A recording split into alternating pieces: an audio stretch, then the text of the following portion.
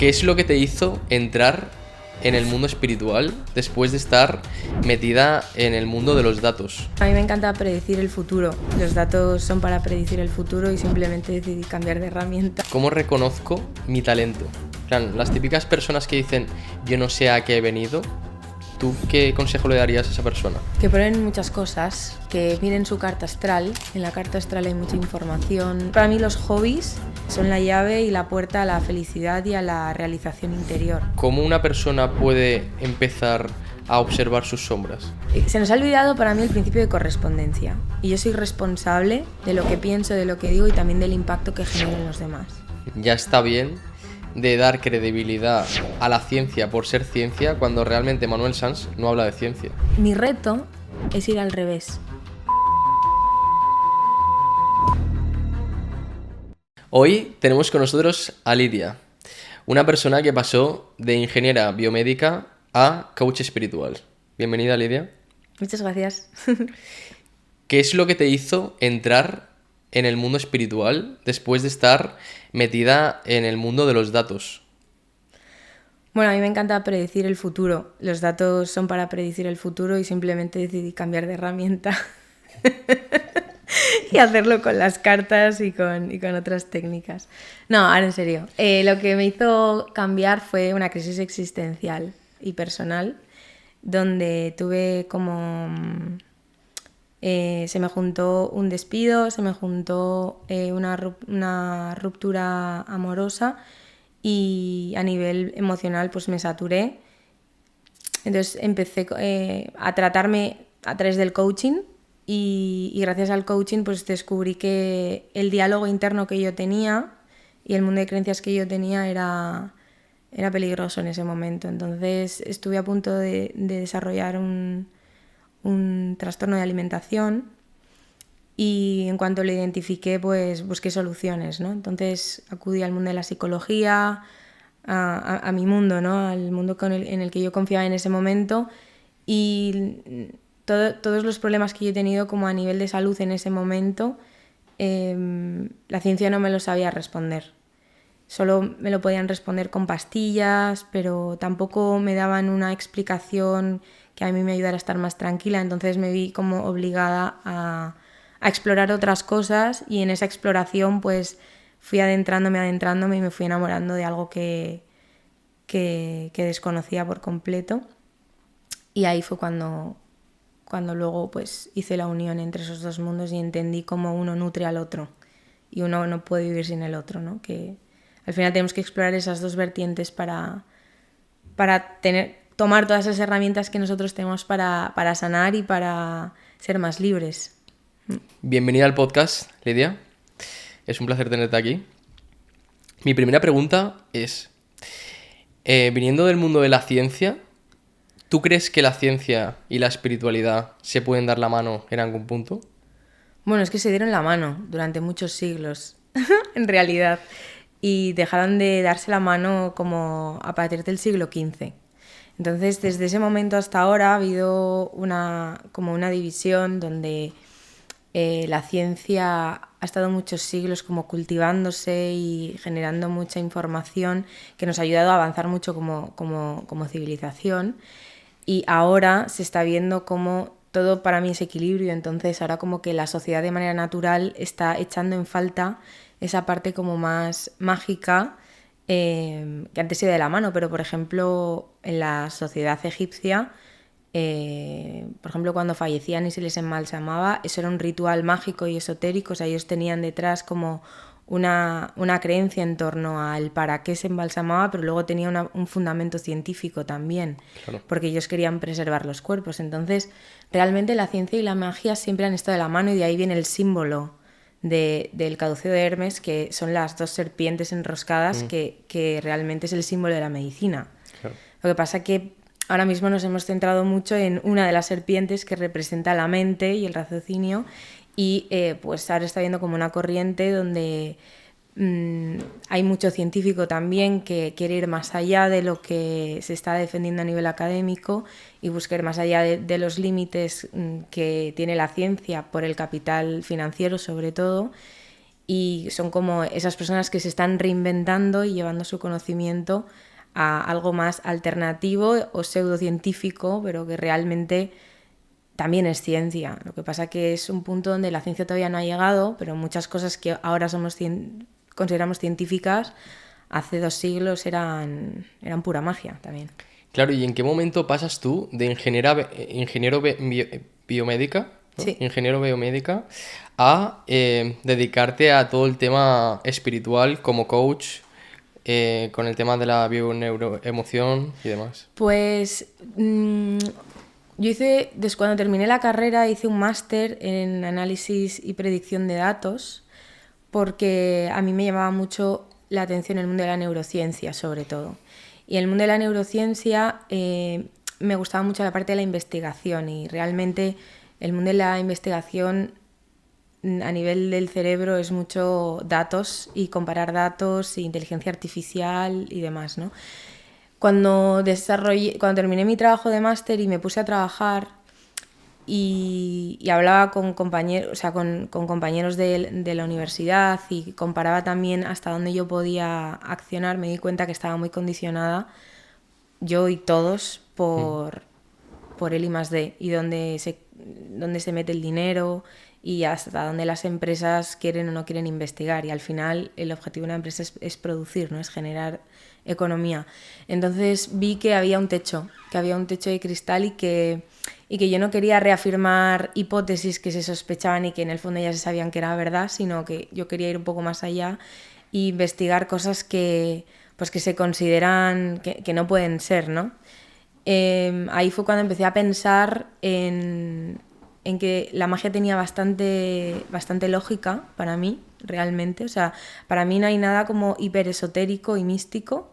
Para mí simplemente es como aceptar que existe la energía, que aunque la ciencia está muy apoyada por el materialismo y lo que podemos ver, hay muchas cosas que a día de hoy no tenemos la tecnología para medir, pero que también están ahí, y que hay personas con capacidades hiperdemostradas a nivel científico gracias a pues resonancias magnéticas o electroencefalogramas, donde se ve que a nivel morfológico hay un cambio en su cerebro, y cuando hacen esas acciones pseudocientíficas y místicas, si fuera una mentira, serían acciones inocuas. El sentarte a meditar no ocurriría nada en tu cerebro. Claro. Pero la magia tiene un impacto morfológico y fisiológico en el cuerpo y se puede medir. A veces no podemos medir como el efecto paranormal, ¿no? Como las típicas cacofonías de fantasmas y todo esto, pero sí podemos medir lo que está pasando en el cerebro de la persona que dice estar percibiendo esa entidad. Entonces, para mí, si lo puedes medir, si ya hay un cambio en la mente de esa persona, es que algo está pasando que se nos está escapando, que solo podemos medir desde un ángulo, ¿no? Claro. ¿Y cómo fue tu primer contacto con el mundo espiritual? ¿Hubo un punto de inflexión en tu vida en el que dijiste, hostia, ya Sí. entro de pleno aquí, porque no tengo ninguna duda de que hay mucha más información de la que nos han contado?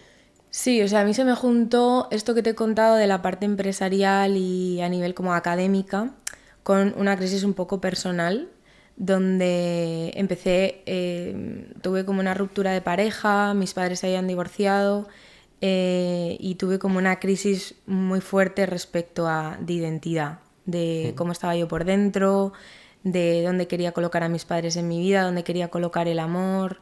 Yo fui deportista de alto rendimiento, estaba con un proceso de redefinirme de nuevo, ¿no? Y entonces acudí a una psicóloga, bueno, a varias psicólogas a lo largo de esos procesos de tiempo de intentar reencontrarme, y la psicología no daba una conmigo. O sea, psicólogo al que iba empeoraba.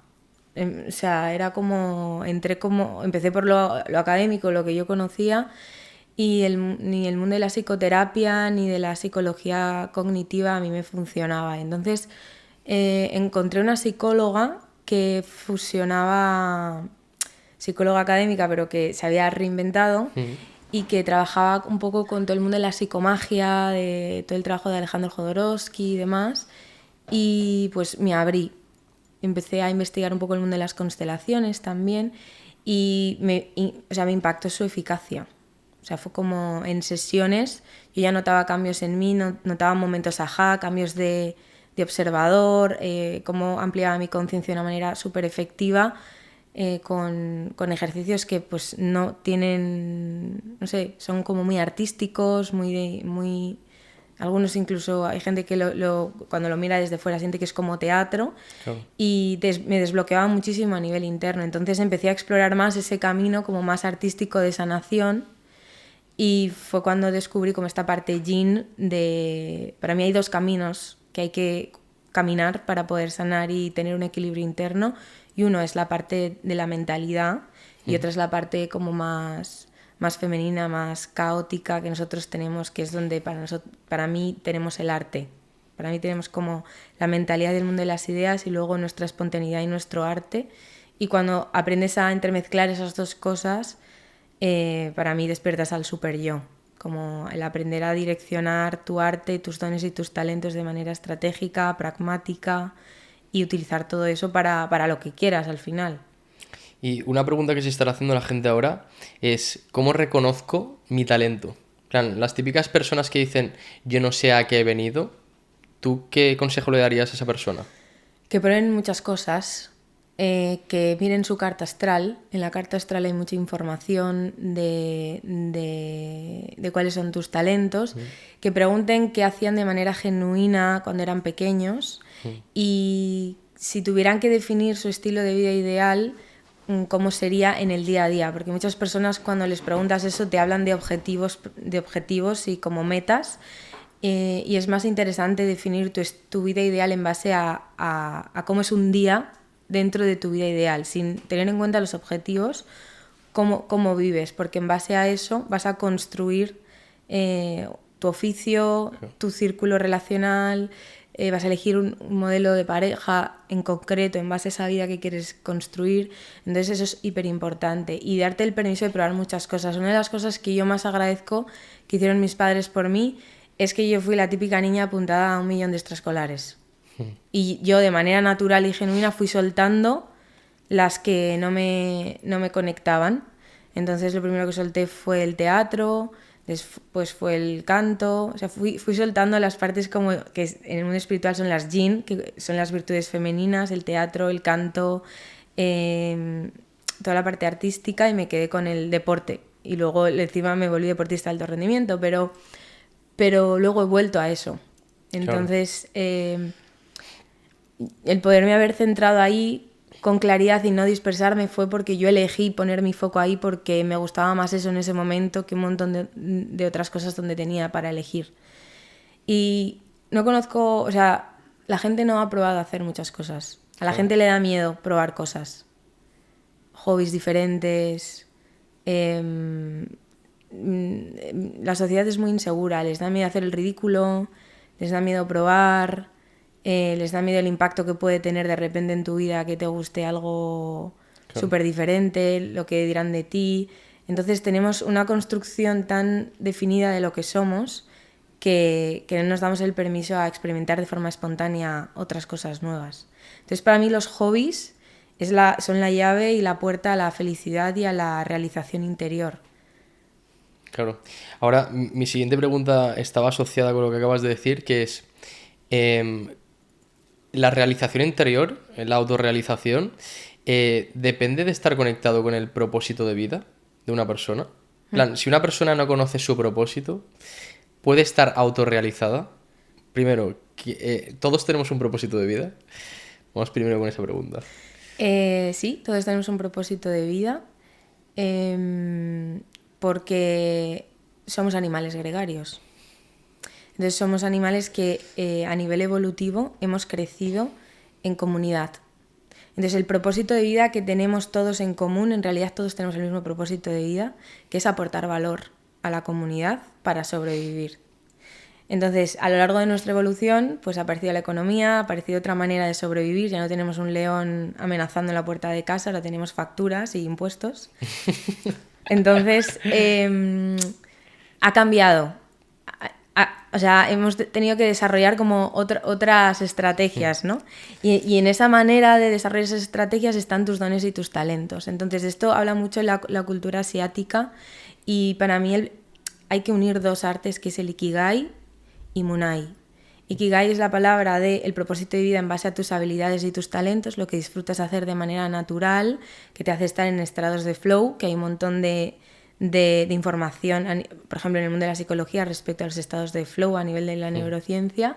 Eso tiene que ver con cosas que se te dan bien hacer de forma natural, entonces no implica ningún esfuerzo y entonces las haces con pasión y transmites esa pasión al entorno y ahí podríamos hablar de que estás en propósito. Muchas personas me dicen, Lidia, no sé si estoy en propósito. Bueno, ¿te gusta tu vida? Si te gusta tu vida, estás en propósito. Y luego está la parte de, hay muchas personas muy frustradas porque viven en propósito, sobre todo personas que se dedican al mundo, a la parte esta que hablábamos femenina, del arte, de, por ejemplo, el tema de el teatro, el canto, y muchos terapeutas espirituales están en propósito, pero todavía no han encontrado la tecla de cómo servir y cómo traer esos dones y esos talentos al servicio de la humanidad. Entonces aparece esa frustración donde sé qué es lo que hago, pero no me puedo valer, no me puedo valer en base a ese propósito porque se considera que no es lo suficientemente útil y la gente no pagaría por esto. Claro. Que es como el arquetipo del artista bohemio, ¿no? Claro. Entonces yo siento que la sociedad está yendo hacia, no sé si lo llegaré a ver, pero yo siento que el mundo del arte y de toda esta parte más femenina está viniendo cada vez como con más fuerza y por eso hay tanto científico que se ha ido a esa parte de reinvención, porque la ciencia es una polarización de la mente y el ser humano echa de menos el corazón. Entonces Totalmente. es el viaje al encuentro del corazón y las personas que han desarrollado mucho esa parte yin, esa parte artística, tienen que desarrollar su parte mental para tener un equilibrio y aprender empresarialmente cómo poner en valor esos dones y esos talentos para que las personas puedan entender cómo te puede sanar, por ejemplo, ir a un taller de pintura y la gente esté dispuesta a comprarlo. Y entonces ahí tu Ikigai y tu Munai, que es el servicio a la sociedad, se unen y aparece como la realización personal de estoy en propósito. Claro. Y la gente que te viene, por ejemplo, que está conectada, que está en propósito, pero no sabe cómo hacer para que esa realidad se dé y que esa persona pueda vivir conectada a su virtud constantemente con su trabajo, ¿qué consejo les das a esas personas? Para mí, creo que vivimos en la era de la información y tenemos un momento privilegiado a nivel de visibilidad, de dar visibilidad a cualquier cosa. Todo el mundo tiene hoy un móvil en la mano. Entonces, para mí, lo primero que les diría es haz visible ese propósito. Porque hay gente haciendo cosas muy locas, ganándose la vida. O sea, he visto cuentas que dices tú, pero en serio hay gente que pagaría a esta persona por esto y sí, y han monetizado talentos que aparentemente eran absurdos y no lo son. Porque generan entretenimiento, porque ayudan a despertar a las personas creatividad. Entonces, para mí lo primero es da visibilidad a tu propósito y sé coherente, o sea, aplícalo. Si tu propósito y tu talento es la música, dedícale full time todo lo que puedas a la música. Y si no puedes ahora mismo dedicarte al 100% a nivel monetario a la música, construye un oficio que pueda ser un puente para traer tu don a ese sector. O sea, no sé si me explico. Sí. Y esto es algo que, por ejemplo, a mí me ha tocado entrenar, porque yo venía del mundo de la empresa, de los análisis de datos, que supuestamente no tienen nada que ver, y yo ya tengo un objetivo este año de comprarme un electroencefalograma para grabarme contenido con el electro meditando y unir esos dos mundos que son mi pasión, que supuestamente no tienen nada que ver, pero simplemente piensa que si en tu persona pueden coexistir más de un hobby, significa que le puede pasar a más personas. Entonces, muéstralo, muestra tu vida. Hazte visible para ser un ejemplo e inspirar a otras personas a o descubrir eso que tú ya conoces o descubrirse a través de otras cosas. Inspirar a las personas a explorarse desde ese lugar. Claro. ¿Y cuál es el problema más recurrente con el que te viene la gente para que tú les ayudes? Bueno, el tema del propósito es un problema muy gordo ahora mismo porque a nivel económico a veces es un lujo poderte dedicar a tu propósito, porque no siempre se puede o no siempre la sociedad está preparada para pagarte un superdón. Y esto está en la historia de la humanidad. Hay grandes científicos o grandes artistas que se volvieron millonarios una vez muertos, ¿no? Entonces, esto es algo que viene mucho encima de la mesa, porque el tema del propósito no solo tiene que ver con lo que haces, sino con cómo vives. Y ahora mismo a nivel económico no todo el mundo se puede permitir construir su estilo de vida ideal. Entonces es como una olla a presión donde cuando tú sientes que estás desconectado del propósito empieza a contaminar un montón de áreas de tu vida. Hay un burnout donde tú no sabes identificar qué es, entras en vacíos existenciales y hay personas que están dinamitando su vida por vacíos existenciales no entendidos. Y es muy importante saber dónde la china del zapato para no pensar que es el zapato lo que te está haciendo daño, ¿no? Claro. Y hay muchas personas ahora mismo con mucha falta de orientación profesional, con mucha falta de orientación familiar, porque hay modelos predefinidos que la gente ha comprado pero no ha elegido, Claro. que es diferente. Entonces te plantas con 40, la típica crisis de los 40, de los 30, y te das cuenta de que estás viviendo una vida que no te hace feliz. Entonces te lo replanteas todo. Y ahí es cuando la gente acude a la parte espiritual, que es donde la psicología no llega. O sea, Claro. para mí la psicología es una experta y una maestra en temas emocionales y mentales que tienen que ver con cómo utilizas tu diálogo interno y tu mentalidad, ¿no? Es como los expertos de la caja de Pandora de la mente, pero todo lo que viene de otro lugar, del espíritu, de la pasión, del amor, para mí no son los más especialistas en trabajar eso, y para mí es ahí donde aparece la espiritualidad. Y dentro de los problemas que tiene la gente, ¿cómo decides tú qué técnica utilizar? Porque he visto que empleas tanto tarot como bola de cristal, bioneuroemoción. Sí. ¿Cómo decides tú qué técnica utilizar con cada paciente? Para explicar un poco a qué te dedicas con cada cosa. Bueno, cada herramienta tiene una personalidad. Es como... porque existen los arquetipos colectivos. Entonces, si yo te hablo de bola de cristal, piensas en el futuro. Si te hablo del tarot, piensas en que te voy a acertar algo. O tomar decisiones, porque la gente se acerca al tarot para las encrucijadas. Si yo te hablo de bioneuroemoción, ya la palabra te lleva a emociones. Entonces, dependiendo un poco de lo que viene buscando esa persona, utilizas una herramienta u otra. Si una persona necesita conectar con su visión, con su propósito mayor, un propósito ancestral, si necesita coger mucha perspectiva del el por qué o el para qué le ha tocado vivir todo lo que le ha tocado vivir, porque hay historias muy duras de gente con unas historias personales muy heavies, pues eso es la bola de cristal. Para que la persona eleve la frecuencia de la percepción que está teniendo de su vida y se pueda ver como un héroe y pueda proyectar que le queda mucho más por vivir. Entonces es como la energía de la bola. ¿Y la bola realmente cómo se emplea? Porque yo eso sí que llevo bastante tiempo dentro de este mundillo, pero nunca he visto cómo se lleva a cabo la bola una terapia sirve con para bola. muchísimas cosas.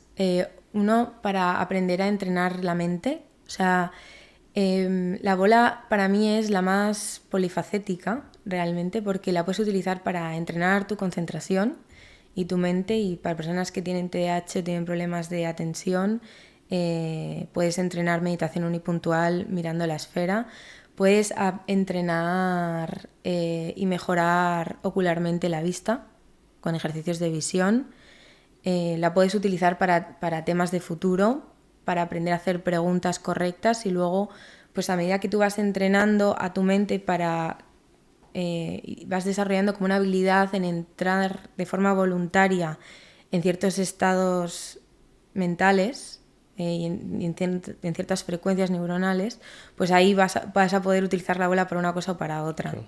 También la bola sirve para sanar, porque es una geometría que sirve para difractar la luz o para concentrar la luz, según como la utilices. Entonces, una bola es una lupa.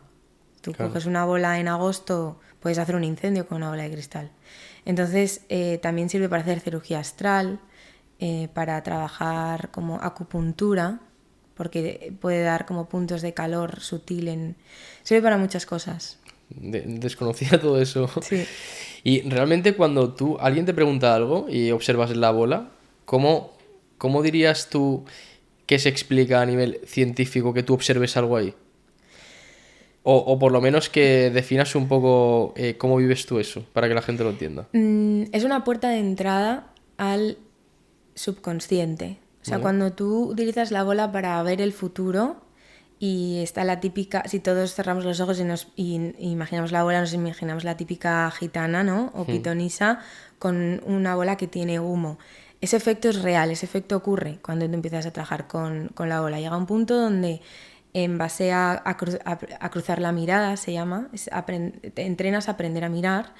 Lo que ocurre es que la bola deja de ser la bola, dejas de ver como los límites de la bola y empieza a aparecer ese humo, ¿no? Todos hemos jugado a adivinar las formas de las nubes. Pues es algo parecido. Entonces tú empiezas a hacer preguntas y esperas la respuesta con desapego que te responda la bola. Entonces empieza a responderte a través de figuras geométricas que tú ves, que realmente es una respuesta interna que está dentro de ti. Claro. Lo que pasa es que utilizas una herramienta para tener una comunicación contigo mismo, porque para poder establecer una comunicación tiene que haber un receptor y un emisor. Entonces, cuando quieres tener una comunicación contigo mismo, lo que hacen las herramientas de tarot es ser ese emisor, es como ese eco que te viene claro. de vuelta para escucharte y poder llegar más profundo. Y luego ya cuando aprendes a llegar a estados muy alterados de conciencia, donde trasciendes el subconsciente, llegas a la supraconsciencia y ahí ya puedes conectar con información que claramente está diluida del ego porque no te identificas en claro. esa respuesta. Dices, esto no me lo he dicho yo, porque esto es demasiado inteligente, esto no lo he dicho yo. esto no puede emerger de mi interior, ¿sabes? Esto viene de otro sitio, claro. Y en el momento en el que entras en contacto con la supraconsciencia, ¿te das cuenta por el nivel de la información que estás dando y a nivel sensitivo, a nivel corporal, sientes algo? Sí. La supraconsciencia habla poco, de hecho no habla, es simbólico, es onírico. Y para mí un buen canalizador, uno de los check de es buen canalizador es que habla poco y da poca información. Porque el lenguaje, cada vez que nosotros, pero es que es neurociencia todo, cada vez que nosotros nos vamos al lenguaje, nos vamos a la parte prefrontal. Entonces cuando tú estás canalizando información muy elevada, tú desinhibes toda la parte frontal y activas otras áreas del cerebro que no tienen que ver tanto con el lenguaje, tienen que ver con la creatividad, con la imaginación. Entonces se vuelve un contacto telepático, que es como nosotros soñamos. Nos llegan símbolos que a nosotros al percibir sabemos lo que significan, pero no le hemos puesto palabra. Entonces llega poca información, pero llega muy certera y te invade como una sensación de clarisentencia, se llama, de esto es así. O sea, lo ves, lo sientes claro en el cuerpo. Clarisentencia. Sí, qué bueno, es no como, lo había escuchado tampoco. Es así, o sea, disipa las dudas, porque llega como muy directo, es como ese amigo que habla poco, pero cuando abre la boca te dice 4 cosas y te coloca en la vida. Pues es un poco así. Claro, y habiendo experimentado todo este tema con la bola de cristal y el tarot, a día de hoy, ¿piensas que, por ejemplo, el destino está escrito? En plan, porque si tú eres capaz de predecir qué es lo que le va a ocurrir a una persona, la bola de cristal o el tarot, ¿está prediciendo realmente algo que es irremediable? La bola, las cartas predicen lo que te va a pasar. Lo que pasa es que lo que nos va a pasar, hay muchas proyecciones, o sea, nosotros proyectamos realidades en base a nuestro sistema de creencias, en base a nuestras decisiones. Cada vez que nosotros estamos tomando una decisión, estamos manifestando un destino. Lo que ocurre es que muchas de las decisiones que tomamos son inconscientes. Entonces realmente el camino de la magia, de la alta magia, es un camino de hacernos conscientes del viaje que estamos viviendo. Entonces Esta es como la típica pregunta que hay en la magia, ¿no? El libre albedrío versus el destino. Y otra vez tiene que ver con la mente versus el corazón, la ciencia versus la magia. Entonces, para la mente cree que elige, que es la parte del libre albedrío. La magia dice que todo está descrito, porque para la magia, una de las virtudes que trae enseñar al ser humano es la humildad. Y es como, la posición de la magia es no controlas nada, no sabes nada de tu vida, estás flotando en un universo que no conoces, que no sabes qué hay detrás de un agujero negro, que constantemente se está expandiendo, que a la vez hay sistemas solares que se están muriendo, otros que están naciendo, y tú eres, o sea, eres polvo de estrella y no eres ni una hormiga en el universo, eres mucho menos. Entonces para la magia es absurdo pensar que estamos decidiendo cosas, ¿no? Claro. Entonces, bueno, responder esta pregunta creo que es una de las preguntas que jamás me atreveré a responder, ni tendré como la osadía de determinar si eso no es. A mí me gusta, hay unos libros muy buenos de Carlos Castaneda, y hay una frase que a mí me gusta mucho y para mí es como uno de mis mantras de vida, ¿no? Que es como el guerrero espiritual es esa persona que tiene un intento inflexible, es decir, da todo lo mejor de sí mismo, se mira, busca que el dejar el mundo mejor que como se fue, o sea, que cuando se va el mundo se quede mejor que cuando estuvo, pero aceptando que la vida tiene sus propios planes y que hay cosas que no podemos controlar. Claro, porque, por ejemplo, hay mucho guerrero espiritual, muchas buenas personas que les toca vivir unas vidas muy duras a pesar de tener como, pues eso, estar conectados con su propósito, ser honestas consigo mismas y demás. ¿Y a qué se debe realmente que una persona atraiga más eso o no lo atraiga? Bueno, para mí esas son las personas que vienen a cambiar el mundo y el paradigma. Y creo que igual es una creencia, pero es en base a una experiencia. Es decir, si miramos hacia atrás y miramos la historia, los grandes revolucionarios han sido grandes guerreros. Porque al ser humano le conmueve mucho la resiliencia y el sentir que pueden transformar su vida. Entonces son como un ejemplo de que da igual de dónde vengas, de qué país del mundo provengas, de cuál es tu situación, tú puedes trascender esa situación si lo eliges con disciplina, con perseverancia, con compasión, con amor, con perdón y avanzar. Entonces, las personas que han marcado hitos en la historia de la humanidad han sido grandes guerreros. Mejores o peores, pero han sido grandes guerreros. ¿Y hay problemas que la gente te traiga que tú te niegues a llevar a cabo porque digas, es que realmente no vas a solucionar esto? ¿O sería una osadía también decir eso? Sí, no, hay gente con la que elijo no trabajar. Porque, bueno, para mí y este siento que es uno de mis propósitos de vida, o si no mi propósito, mi misión. Yo siento que vengo a desmitificar un poco la magia.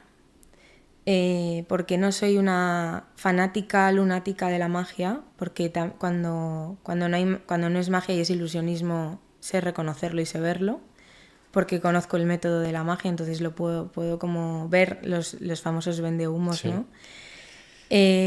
Pero por otro lado también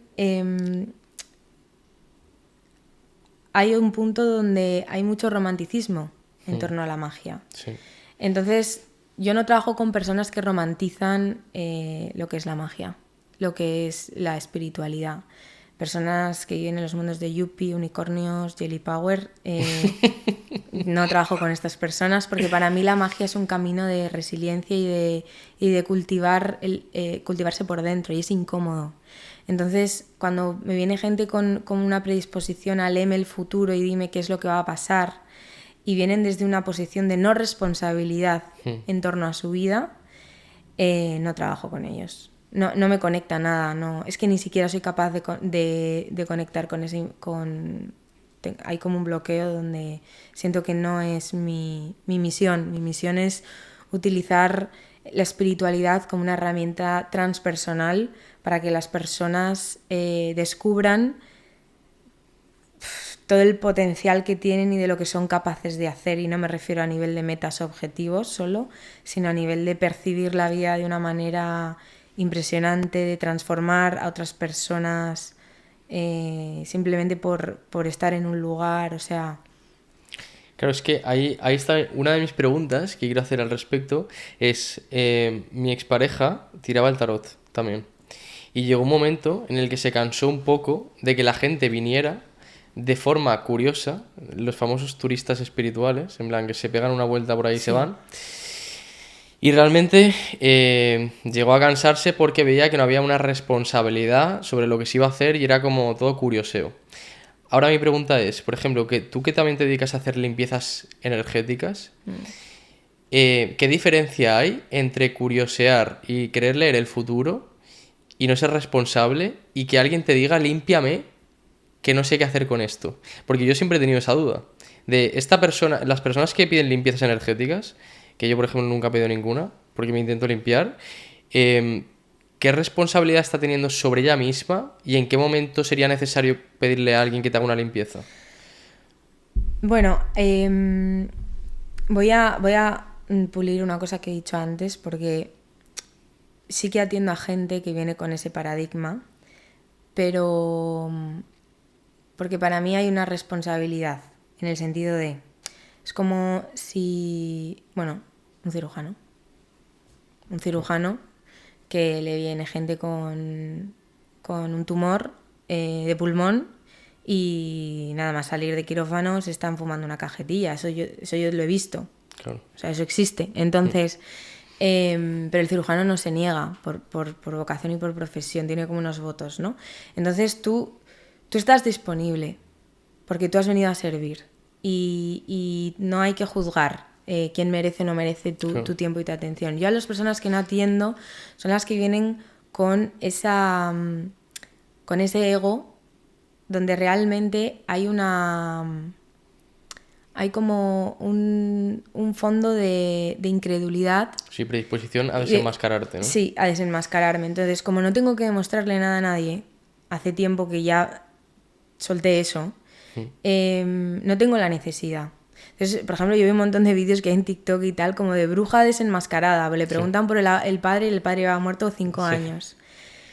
Es que no han entendido nada. Porque no va de eso, porque también la magia conecta con proyecciones mentales. Entonces, una bruja se puede equivocar y puede conectar con alguien que ha fallecido porque la estás engañando y es tan buena que está conectando con la proyección mental que tú tenías de tu padre y te lo va a describir a la perfección, Claro. aunque esté muerto. Entonces, no es tan así, ¿no? Entonces, bueno, se puede ver mucho las intenciones de las personas según cómo se dirigen a ti y cómo hablan, ¿no? Cuando una persona dice necesito limpiarme, es distinto a que te digan necesito que me límpiame. Claro, y suele ser gente que suele ser responsable. La gente que, por ejemplo, te pide limpiezas energéticas, ¿qué tipo de personas suelen ser? Porque realmente, ¿cómo puedes tú afectar la energía de una persona sin realmente estar a su lado, por ejemplo? Que es una pregunta que me hace mucha gente. Pues mira, es un método realmente que se aprende. Y hay varios pasos que tienes que hacer para poder impactar en el campo energético y emocional de una persona. Vale. Y luego, como una cascada, afecta al físico. Uno es el poder de la sugestión. Muchas personas cuando me preguntan por la magia dicen, Lidia, pero no hay sugestión. Por supuesto, la sugestión es una herramienta de terapia, ¿vale? Y depende de la autoridad y de la credibilidad y la confianza que tiene ese canalizador. Entonces yo aquí tengo mucho que agradecer a la ciencia porque por la era en la que vivimos, las personas, por alguna razón que yo no conozco, cuando leen en el quién soy, en mi biografía, que soy ingeniera biomédica, me creen más que si no hubiera estudiado eso, aunque en esa limpieza energética con la bola de cristal no esté implementando nada de lo que yo haya aprendido en ese momento en la carrera, ¿no? Entonces, bueno, hay un punto que tiene que ver con la sugestión, porque es muy importante porque la sugestión es esa puerta de entrada donde a la persona le haces creer que puede ser otra cosa. Vale. Entonces ahí estás activando a nivel neuronal nuevas rutas y nuevas posibilidades y esto tiene que ver con la neuroplasticidad. Entonces cuando yo te digo que puede ser otra cosa y digo, ¡buah! Yo veo una gran artista aquí porque estoy viendo pintura y de repente te habla, no, es que mi madre pero yo, o mi abuela, pero yo no sé pintar. Y digo, no, yo aquí veo una gran artista. No estás engañando a la persona, tú estás viendo el potencial de esa persona, esa proyección, para mostrarle que ese camino es posible para ella y que luego ella decida si lo quiere caminar o no. Luego, otro punto que tiene que ver, es muy importante, es la confianza.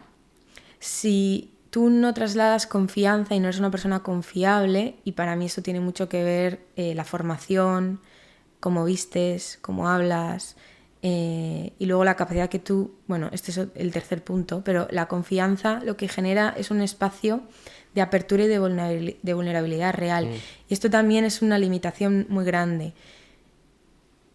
porque hay personas que sanan más o menos recibiendo la misma herramienta, porque se abren más, porque confían más, se dejan sugestionar más y por lo tanto la herramienta es más potente.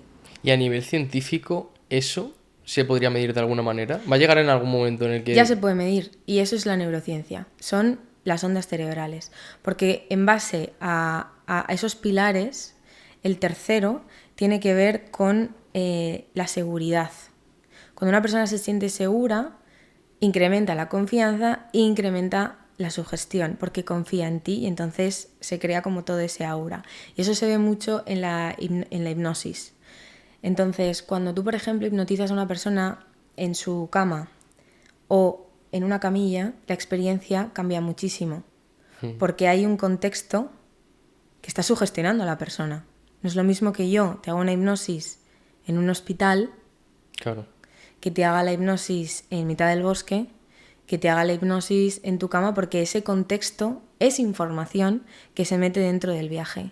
Porque claro, a nivel visual lo último que has visto al cerrar los ojos ha sido un árbol o ha sido una jeringuilla. Entonces, el aprender que un mago, de hecho esta es el arquetipo del mago. El mago en el tarot tiene dos lecturas. La parte luminosa es el que te vende algo, el que te vende esa pócima que es capaz de sanarte, o el que te estafa. claro. Porque jugamos con tres ingredientes que pueden ser muy sanadores o muy perjudiciales para las personas. Entonces, para mí, el camino de la magia es un camino de ética, sobre todo, de moralidad, donde tienes que tener mucha autocrítica de cómo estás impactando y el desde dónde estás ayudando a las personas para realmente tener un impacto positivo en ellos. Y desde este lugar ocurre la magia. Cuanta más confianza, más seguridad y más sugestión esa persona te entrega, más magia puedo hacer contigo. Y ocurren cosas increíbles. Y ahora la gente se estará preguntando también, ¿cómo podemos saber si alguien realmente conecta con la magia o es un vendehumos? En plan de, ¿tú qué consejos darías? Porque al final es una opinión personal, está claro, y es muy difícil saber si alguien realmente está conectado a eso y es capaz de ayudar a sanar a la gente. Pero tú que habrás visto a más gente que se dedica al mundo al que te dedicas tú, ¿cómo dirías que se podría delatar a una persona que realmente no está haciendo nada? O está jugando con la sugestión de la gente, con la gente. Bueno, igual esto levantaría mucho hate. Pero voy a ello. A ver, por un lado, la magia no es un juego y hay que estudiar. Entonces, conozco mucha gente que ha vivido sesiones y terapias que les ha flipado, que son altamente sensibles y perciben mucho, pero eso no significa que tú estés capacitado para acompañar a otras personas. Porque una cosa es ver procesos energéticos y otra cosa es, con esos procesos energéticos, saber acompañar a las personas a que lo integren emocionalmente. Entonces hay mucha gente, muchísima gente ahora mismo, y nos llegan años de esto, gente haciendo sesiones de CAP, de activación de la Kundalini, de hipnosis, que porque ha leído a Brian Weiss y ya él se ve capaz, porque desde pequeños veían espíritus, entonces... Pero una cosa es percibir y llevar un mensaje, y otra cosa es utilizar la magia como una herramienta de sanación. Claro. Es que para mí es diferente. Si tú simplemente buscas a un medium que te traiga un mensaje, pues tú sabrás dónde el impacto que puede tener para ti ese mensaje y qué es lo que estás buscando al encontrar ese mensaje, porque eso te podrá hacer sentir que quieres, o sea, por ejemplo, yo a la hora de buscar un quiropráctico me busco uno bueno. A la hora de buscar una persona que me dé masaje de pies, pues no me pongo tan pija.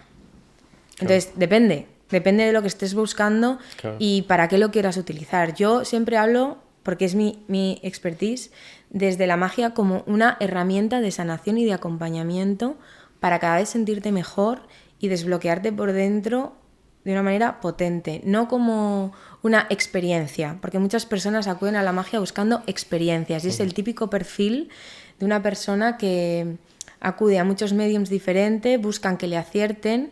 Y esto también es un problema, porque a nivel biológico también tiene un impacto esas sesiones y te suben la serotonina y la dopamina bestial cuando te aciertan algo que viene del otro lado. Entonces se generan adicciones reales de estar a las 3 de la mañana, adivíname, y al día siguiente otra vez, y al día siguiente otra vez. Entonces no es un juego, por eso también el arquetipo de la magia, las personas que hemos estudiado como la antropología y como la historia que hay detrás de la magia estaba encriptada y el pueblo no tenía acceso a la magia. De hecho, ahí también está el arquetipo de que te pueda enloquecer por no saber utilizarla, ¿no? Entonces, vigila que esa persona tenga una formación, que lleve tiempo trabajando y que no solo tenga una formación energética, sino emocional también. Porque con una mirada holística una persona te puede acompañar mejor si se te abre algún proceso emocional. Porque luego, si no, vete a un psicólogo con un proceso emocional abierto por una experiencia energética a ver cómo te lo cierra. No puedes. Entonces esa persona tiene que tener esas dos miradas. Por otro lado, conecta con personas que sientan y piensen bonito. Porque eso influye en las canalizaciones y en la información que se baja. Y hay mucho canalizador muy bueno, pero que todavía le queda bastante trabajo a nivel de ego, que tiene todavía mucho ego espiritual, que no ha conocido sus pliegues, que no acepta su sombra, que él es un ser de luz, ¿no? Y él ya ha trascendido el ego y todo este rollo. Entonces, pues eso va a interferir y va a quitar mucha objetividad al mensaje que recibas. Y luego, por otro lado, que ese guía siempre te dé la lectura, no sea una sentencia firme e irrevocable. Es decir, que sea una lectura donde sientas siempre que tienes el poder de elegir lo que va a ocurrir con tu vida. Porque las lecturas son para eso, son para darte una posibilidad de cosas que tú puedes hacer y que tú elijas cómo quieres vivir el presente que tenemos, que es el tiempo, ¿no? Y en base a eso, pues, decidas tomar una decisión u otra. Muy interesante. Ahora, una pregunta que se me estaba viniendo es, para la gente que separa ciencia y espiritualidad, que dice, es que yo no creo en el tema energético, que siga habiendo mucha gente, a pesar de todo lo que haya demostrado a nivel neurocientífico. ¿Qué les dirías a esas personas que son más cartesianas, puramente lógicas? Les haría preguntas. Más que decirles, les haría preguntas. Les preguntaría, ¿qué es para ti la energía? Porque a mí en la carrera me han enseñado la energía térmica, la energía hidráulica. O sea, es como, cuando hablamos de energía, ¿a qué te refieres con no creo en la energía? Porque la energía es algo irrebatible. O sea, para mí es como... O sea, yo ahora te miro con unas gafas y puedo ver tu temperatura. Entonces, ¿qué es...? Cuando dicen que no creen en la energía, ¿a qué se refieren exactamente? Y después, es que no sé, no suelo entrar en esos debates. Porque cualquier persona que, por ejemplo, vaya a acudir a una sesión tuya, esa persona sí o sí tendría que creer en eso para que experimentara un cambio, ¿o no? No, Vale. Porque es un método. Por eso es un método. Claro. Y no es cuestión de fe. Para mí la magia es una experiencia. Es decir, si esa sesión no ha tenido un impacto en tu cuerpo físico, ha sido muy superficial. Vale. Para mí o sea, yo al principio, yo también me he construido, porque ya he avanzado obviamente y me he hecho más experta en esto. Y al principio hacía esas limpiezas le pedía a la persona el típico nombre, apellido, dónde vives, fecha de nacimiento, y le decía, ya está, te he limpiado, tienes esto bloqueado, no sé qué, tal. Pero luego me daba cuenta que, como descubrí la importancia de la sugestión, de la confianza y la seguridad, no hay nada que genere más credibilidad que la propia persona diga que le ha servido. Totalmente. Y que está limpio. Entonces, para mí, el termómetro de si yo he limpiado bien o no a una persona es que esa persona salga mejor que como entró. Total. Si no, te devuelvo el dinero. Porque entonces, de nuevo, te estoy quitando tu propia escucha y tu propio poder interior. Es decir, si tú no tienes la capacidad de percibir si yo te he ayudado o no te he ayudado, significa que soy una vendehumos. Es otro tip que podría ser. Claro, salir de la sesión y sentirte igual que has venido. Eso lo que es. Eso no tiene sentido. Porque si somos uno, y como es arriba es abajo, que estos son principios herméticos, si tú sabes que el cuerpo es un reflejo de cómo sientes, tu mente es un reflejo de cómo sientes y cómo comes también y todo esto, tienes que poder sentirlo. Aunque sea en más ligereza. Hay gente que lo percibe por que le deja de doler algo físicamente. Hay gente que es porque se siente más tranquila. Hay gente que dice, siento que me he quitado kilos de encima. Hay personas que han conectado directamente con el mensaje hiper energético y ha visto al guía espiritual en la sesión él. De hecho, para mí, hace tiempo quise como quitarme de ser el centro de atención en la sesión y que el centro de atención fuera el paciente o el cliente que venía y que él se sienta ese protagonista y vea las capacidades que tiene él para percibir la información que yo tengo la habilidad de percibir porque se puede entrenar. Y para mí eso es el mayor regalo que un vidente o que un coach espiritual te pueda hacer. Enseñarte el camino para que luego tú lo camines solo, porque si no otra vez estamos igual y estamos teniendo un abordaje alopático de la espiritualidad. Es decir, me duele esto, voy a una sesión de Reiki para que me quiten esto. Eso es un enfoque alopático, es un enfoque occidental, no funciona así. En Oriente la espiritualidad es un camino que tienes que cultivar y que tienes que caminar tú. Y tienes mentores que te acompañan para poder mirarte. Yo tengo mentores que a mí me ayudan a mirarme a mí misma porque hay cosas de mí que yo sola no puedo mirar ahora mismo. Entonces, para mí esa es la espiritualidad de la alta magia. Claro. De la alta transformación. Y, por ejemplo, para el tema de la contemplación de sombras, en plan, ¿cómo una persona puede empezar a observar sus sombras? Que es un tema también que está muy en auge en la sociedad, porque dice, vale, es que tú percibes esto de mí, pero ¿cómo sabes que eso no es tuyo? ¿Vale? En plan, ¿cómo una persona puede empezar a tener un contacto con sus sombras? Bueno, esto me encanta. Esto de... Buah, esto es otro temazo. Pues podríamos hacer un podcast de... Esto no es mío. Sí, es que está muy el en la podcast sociedad. de esto no es mío, esto es tuyo, esto es tu responsabilidad. Mira, se nos ha olvidado para mí el principio de correspondencia. Y yo soy responsable de lo que pienso, de lo que digo y también del impacto que genero en los demás. Porque yo estar en un podcast y estar seria genera un impacto en ti porque somos animales gregarios y estamos bailando todo el tiempo y como actualizando nuestro feedback en base a cómo nosotros queremos ser percibidos para sentirnos seguros. Entonces, pensar que eso por caminar el camino espiritual desaparece, eso es una chorrada. Yo no entiendo esto. Y yo camino en dirección opuesta a las personas de mi sector que piensan así porque el sentido de vivir es experimentar esta experiencia humana que tenemos. Y a mí me parece increíble el camino del ego. O sea, a mí me parece que es el camino más bonito que uno puede hacer. Abrazar su ego y descubrir la belleza que tiene la sombra. Entonces, vivimos en una era donde nos encanta ser felices, nos encanta la dopamina, la serotonina y la felicidad. Y no queremos prestarle mucha atención a otro espectro que tiene que ver con la tristeza, el enfado, la rabia, la aversión. Y eso también está en nosotros y nos hace sobrevivir.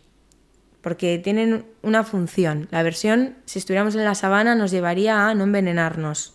Porque algo que de repente nos sabe mal, lo vomitaríamos. Entonces, es conectar con con nuestras emociones y entender a través de nuestras emociones qué rechazamos del mundo y qué nos sienta mal. Claro. Y eso no significa que yo tenga que transformar eso de mí, porque también hay un perfil que se acerca mucho al mundo espiritual que tiene una herida de amor propio, donde están buscando como desprogramarse porque sienten que están mal, que están rotos. Y no va de eso. Va de entender esas etapas en tu vida que sientes que te rompieron y entender que tu resiliencia y ese espíritu de guerrero que te hace avanzar y te hace ver la vida de cierta forma nace de ahí, y la luz también nace de ese momento, porque todos hemos tenido mecanismo de supervivencia, que es la máscara o esa parte a la que nosotros tendemos, ¿no? Para regularnos emocionalmente. Entonces, el tema de la sombra, otra vez es esa dualidad. La sombra es la parte femenina. Es otra vez rechazando la parte femenina, rechazando la parte de la magia. Y la magia de verdad, la alta magia, es un camino de sombra. Es un camino que te lleva a explorar tu parte profunda, lo que no conoces de ti. O sea, y lo que no conoces de ti a lo mejor no te gusta. O cuando te lo encuentres te vas a juzgar porque no te amas incondicionalmente. Entonces, este es el equilibrio, el amarte incondicionalmente, tu parte más enrollada, más guay, más easygoing, y la parte más que raspa más, que puede dañar más a los demás, y para mí es vital conocerla para saber dirigirla. Y por ejemplo, el tarot, el carro, la carta del carro habla de esto, habla de que el verdadero camino de la alquimia y en el camino de la cábala, que es el árbol de la vida, y el camino de la iluminación, se alcanza cuando te vuelves un maestro de tu luz y un maestro de tu sombra. Total. Mi siguiente pregunta es, ¿cómo podemos integrar la espiritualidad en una vida llena de estrés y aceleración? En plan, con pequeñas cosas, ¿qué tips le dirías a la gente para que con la vida normal del día a día de hoy Buah, me encanta esta pregunta. podamos integrar un poquito? Me flipa esta pregunta. Me flipa esta pregunta porque ha sido uno de mis últimas como... Claro, yo también voy descubriendo lo que es la magia a medida que la camino. Claro. Y os estoy hablando de lo que conozco hasta el día de hoy, ¿no? Y este ha sido uno de mis últimos hallazgos con el tema de la magia. La magia es medicina de muchas cosas, pero sobre todo es una medicina del estrés. Sobre todo. Porque para poder conectar con la magia y aprender a hacer alta magia, tienes que aprender a gestionar el estrés y la presión. Y tiene que ver con generar esa maestría mental de saber controlar tus ondas cerebrales, delta, zeta, beta, alfa, para bajar esos niveles de estrés y poder abrirte a la magia. Entonces, claro, más que cómo hacer para que la espiritualidad entre en un mundo de estrés, si cultivas tu espiritualidad, tu estrés va a bajar. Porque para poder cultivar la magia, las prácticas que hay que hacer generan bajar y cambiar como la frecuencia que tiene la mente y te sacan del estrés. Entonces hay una película que a mí me encanta, que es Memorias de una geisha, que dicen, hay una frase que le preguntan los americanos, dice, vosotros los asiáticos hacéis de la vida todo un gran lujo, ¿no? Y es porque al final los asiáticos ritualizan el té, ritualizan la hora de la ducha, ritualizan todo. Y cuando tú empiezas a ritualizar tu vida, cada cosa que haces, quitas esa inercia y esa urgencia que tiene tu sistema nervioso por terminarlo, porque no quieres que termine, porque lo estás haciendo y estás disfrutando haciéndolo. Entonces, para mí el secreto para empezar a entrar en la magia, y esto lo dicen todos los libros de magia, da igual la corriente que sea, son los rituales. Y es lo que a la gente más le cuesta al principio, ritualizar, porque son pesados. Te tienes que parar, tienes el incienso, la velita, el no sé qué, pero en ese proceso vas silenciando la cabeza, aprendes a no atender el esto es una chorrada, las velas no funcionan. Claro. Te lo estás inventando. Aprendes a dejar de escuchar esa voz para empezar a atender el momento presente a través de los sentidos, del olor de la vela cuando la enciendes, del oído de la cerilla cuando la enciendes. Entonces la magia pasa a ser un camino y una experiencia donde sumerges a tu cuerpo en un mundo sensorial que te conecta con esa sabiduría interior que tú tienes. Entonces empiezas a creer como en ese super yo, en ese héroe que hay dentro de ti. Y entonces el estrés desaparece. Entonces empieza a ritualizar. Y cualquier cosa puede ser un acto de magia. Tu café por la mañana, si te lo tomas ritualizado, va a tener un impacto en tu sistema nervioso y en tu sistema digestivo de una manera radicalmente diferente a que si te lo tomas deprisa. Entonces, todo eso te va a sanar y te va a ayudar a empezar a percibir otras partes de ti. Vale, pues llegados a este punto, pasamos a la última parte del podcast, donde quiero conocer un poco más a Lidia personalmente. Vamos a dejar un poco de lado el tema profesional. Mi primera pregunta, bueno, mi primera propuesta es, ¿nos podrías compartir algo que la gente catalogaría como radical? ¿Algún pensamiento que tengas? Bueno, sí, yo pienso que la ciencia se ha prostituido muchísimo.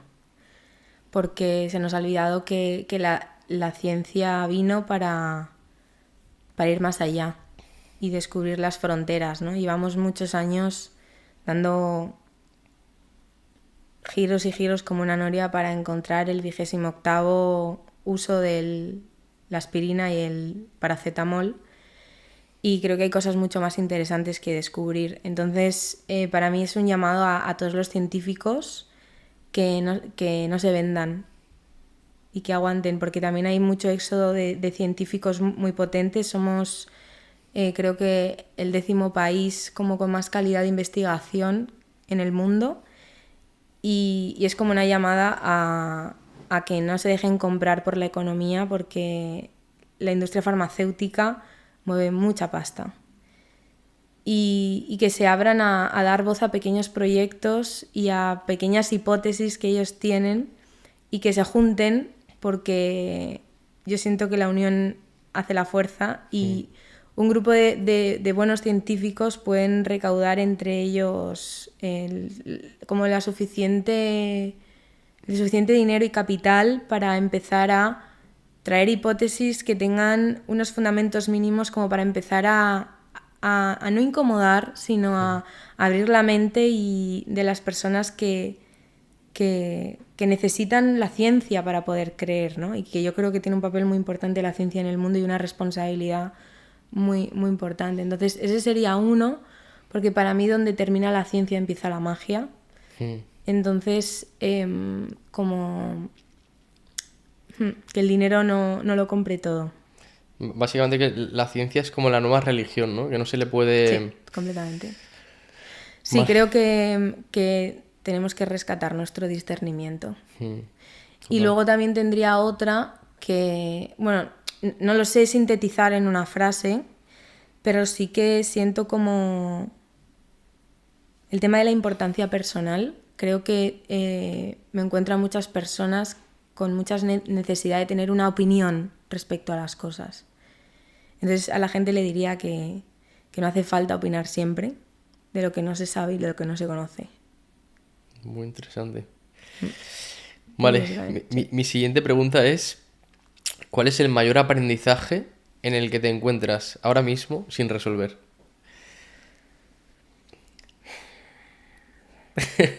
Tiene que ver con esto. O sea, tiene que ver con esto porque yo he tenido como un camino científico, después tuve que... A mí me encanta la ciencia, la amo. O sea, yo no dejé de hacer eso porque no me gustara. Y la vida me llevó a sanarme a mí misma a través de toda la parte mágica, entonces me enamoró todo ese mundo como transpersonal y más místico. Y para mí ahora mismo es un reto, y yo siento que además me conecta y me estimula el reto de unir esos dos mundos, pero desde una mirada diferente, porque hay bastantes científicos que ya lo han hecho. Joe Dispenza ha hecho un gran trabajo en ese sentido. Ahora en España el doctor Manuel Serra también está haciendo mucho trabajo, pero siempre es desde la mirada de la ciencia, ¿no? Y es como que la ciencia da la credibilidad a que eso sea así. Justo hoy han subido, día 9 de febrero creo que es, acaban de subir, ¿cómo se llama el youtuber este? Que trabajaba en el CERN. No sé. Javier Santolaya. ha subido un vídeo sobre Manuel Sanz diciendo que ya está bien de dar credibilidad a la ciencia por ser ciencia cuando realmente Manuel Sanz no habla de ciencia. Está hablando de espiritualidad y se le está dando como una opinión en todo cuando realmente no tiene ni idea muchas veces de lo que está diciendo, literalmente. Hay gente que sabe más de espiritualidad y de conciencia no local que él. Entonces, mi reto es ir al revés. Es que las personas se abran a experimentar la magia y que después, si necesitan la ciencia para creer, yo llevarles la ciencia. Pero que sea al revés, porque si no seguimos en ese paradigma donde es verdad porque un científico lo dice. Totalmente. Entonces a mí cuando me presento no me gusta decir soy ingeniera, no, soy vidente y utilizo la evidencia y la magia para sanar a las personas y ayudarles a ser cada vez más felices y vivir una vida en propósito y que los últimos 3 segundos de su vida puedan sonreír. Porque hicieron algo importante. Justo el CEO de Telegram, creo que era, dijo una vez que cualquier persona que se vuelve famosa se cree experto en cualquier campo de opinión. Y es literal, en plan, cuando alguien llega al estrato alto, cualquier cosa que diga parece que está sentenciando una verdad porque ha llegado a tener dinero, porque ha llegado a tener éxito en cualquier campo. Y realmente cuando escuchas a alguien que dices, hostia, esta persona no tiene tanta idea de esto, está dando luz y de alguna manera está aportando a la humanidad, pero realmente se le está creyendo por otra cosa que no tiene nada que ver con la información que está dando, ¿sabes? Damos mucha credibilidad al material. Somos una sociedad todavía muy materialista en el sentido que no consumista, materialista. Es decir, apreciamos mucho lo tangible, lo que podemos tocar, porque nos apoyamos mucho de lo que vemos, de nuestra visión. Es nuestro sentido más acrecentado. Hay otras especies que es el olfato, el nuestro es la vista. Entonces todo lo que vemos nos lo creemos. Y es curioso porque al final el arquetipo del mago, ¿no?, que es como el ilusionista, no nos damos cuenta de que vivimos en una gran ilusión y que nos creemos muchas cosas porque nos están mostrando una cosa cuando por otro lado se está haciendo otra. Entonces, para mí ese es el reto, ¿no? Que las personas se atrevan a experimentar algo y confíen. Porque también creo que es algo que como humanidad nos toca cultivar, la confianza los unos en los otros, ¿no? Y que confíen en que se abran a experiencias que no necesariamente tengas que saber. A mí la gente me pregunta mucho, Lidia, ¿y cómo es esto de la hipnosis y qué voy a sentir? Y es como, no te hagas spoiler, te cuento luego cuando terminemos cómo funciona. Claro. No hay trucos, yo te cuento luego, pero vive la experiencia. No te cargues así la espontaneidad, la ilusión y las sorpresas que te tiene guardada la vida, porque al final vivimos una vida basado en el control, en la falsa sensación de quererlo todo hilado, de no, esto lo elegí, esto no lo elegí. Entonces, bueno, mi misión, a mí me encantaría así como un hipersueño a nivel personal, no por lo que implica la fama, sino por lo que a nivel como de ser reconocida o no, sino por el impacto que tiene en la sociedad ser una persona como reconocida. Eso significa que el mensaje ha llegado lejos y a mí me encantaría conseguir en algún momento ser un referente de la magia, pero en el sentido contrario. O sea, ocupar mi lugar como desde esa mirada más yin, más femenina, y después traer la ciencia que mucha sociedad necesita para creer, pero recordar que al final la ciencia no está haciendo más que poner números y dar forma y materia a algo que se lleva sabiendo milenios. Totalmente. Pues muchísimas gracias por venir, Lidia. Ha sido un placer.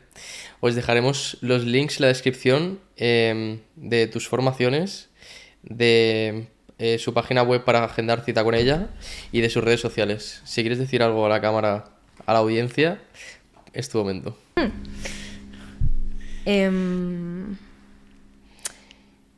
Si queréis una vida llena de sorpresas y de ilusión y de conexiones significativas, eso lo da la magia y el corazón, no lo da la mente. Entonces, para mí fue un salto de fe, pero os animo a que os atreváis a esa sensación de vulnerabilidad y decir que creéis en la magia.